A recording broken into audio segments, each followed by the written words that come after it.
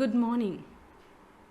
For this morning's short meditation, let us open our Bibles to 1 Corinthians chapter 1 verse 10 to 17. 1 Corinthians chapter 1 verse 10 to 17. I will read the verse 1. I appeal to you, brothers, in the name of our Lord Jesus Christ, that all of you agree with one another, so that there may be no divisions among you, and that you may be perfectly united in mind and thought. I have entitled this morning message as Focus on Christ. Every one of us, we focus something in our life. When we have to achieve some goals or when we have certain plans, we always focus on something. And sometimes even we have some people whom we take as an inspiration and we try to focus them in our life. So this morning, I want to know what is our focus, or to whom do we focus, or what should be our main focus in our Christian journey. According to the background of this passage, verse 10 to 17, Apostle Paul got a report from the house of Chloe. Chloe and her people were from Corinth.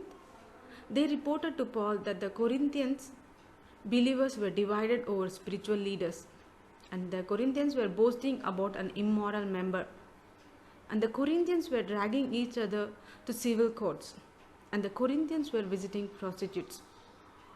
Paul addressed each of these issues in the first part of this letter.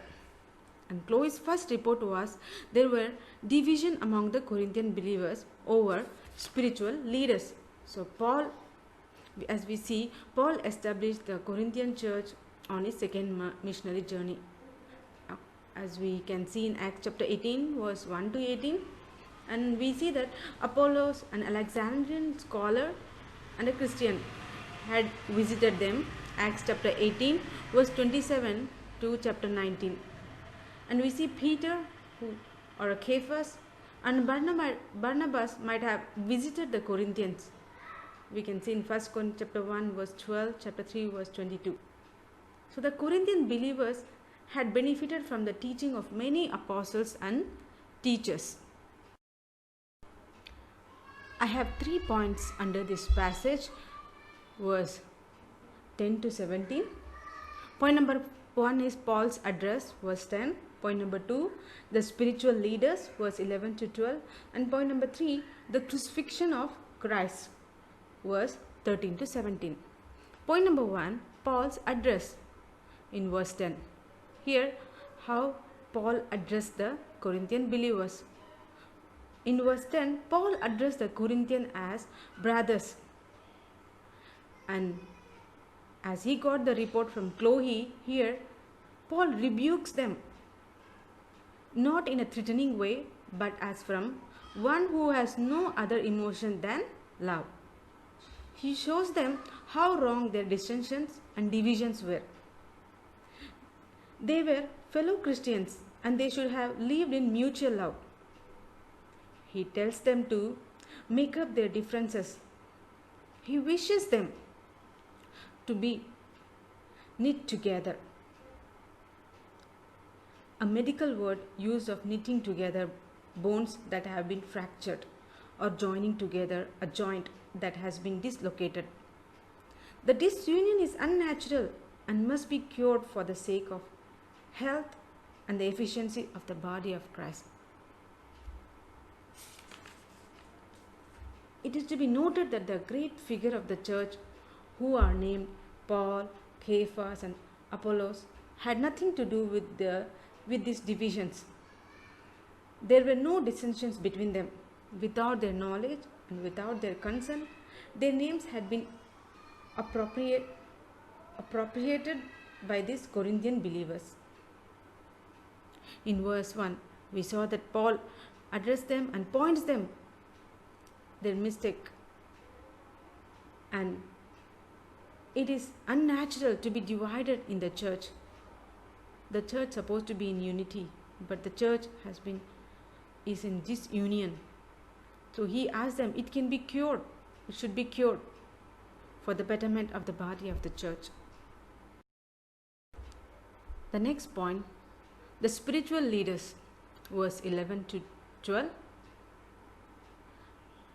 And Paul was pointing out the 4 different parties, the people, the Corinthian believers, they divided into 4 different groups in the church, where they make the slogans like, I am of Paul, I am of Peter, I am of Apollos, and some are, I am of Christ. So here there were divisions among the Corinthian believers over their spiritual leaders. And the Corinthian believers were boasting about their spiritual leaders, which shows their focus was totally on their spiritual leaders. Here, Paul used the word to describe them, which is schismata, which is a word for tear in garment or a split. The Corinthian believers were like a torn garment. The division in the church distracted the Corinthians' focus. So here the Corinthian church is in a danger of becoming unsightly as a torn garment. Instead of focusing on the Lord Jesus Christ, they were focusing on spiritual leaders. So therefore, Paul had to refocus their attention to what truly mattered, the cross of Christ.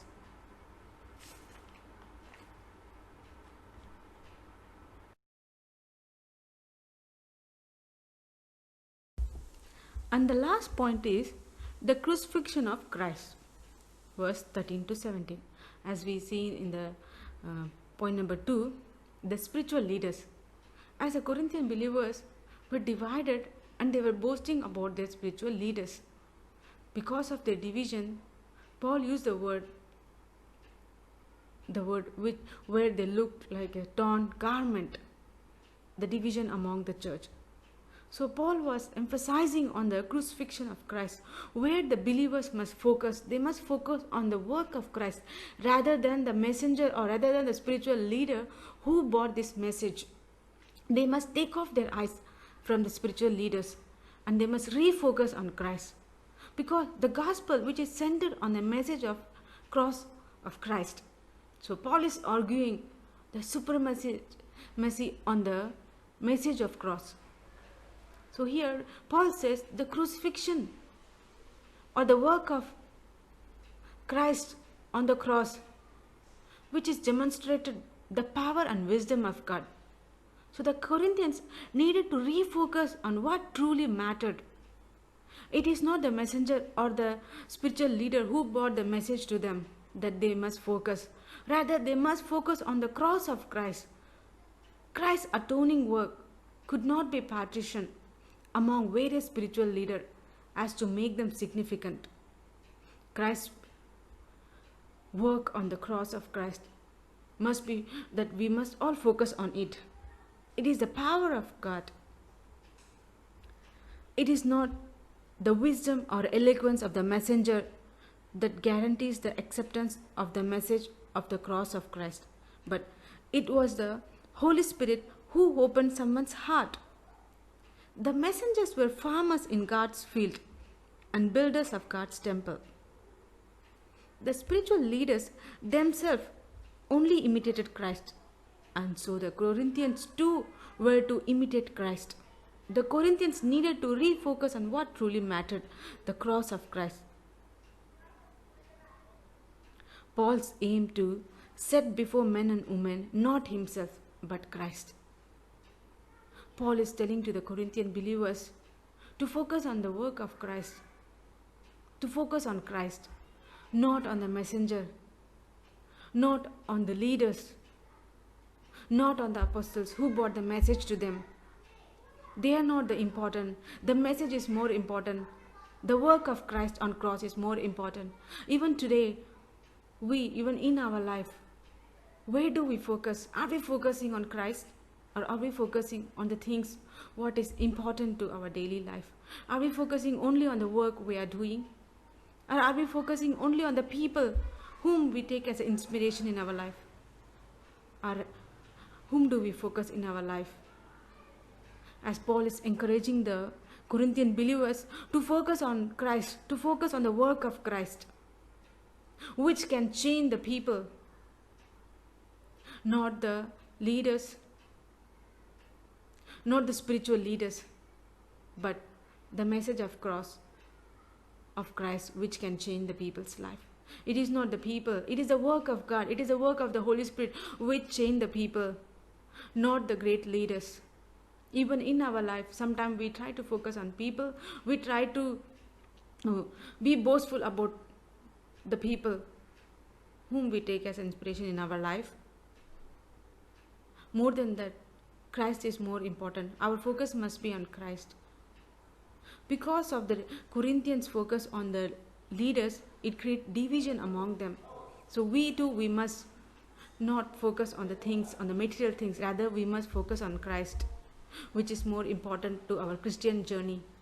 In our Christian life, focus is very important. Where is our focus? To whom do we focus in our day-to-day life? Christ must be our focus. He must be our leader. He must be our guide to guide our daily life. Let this short meditation bless all of us. Amen.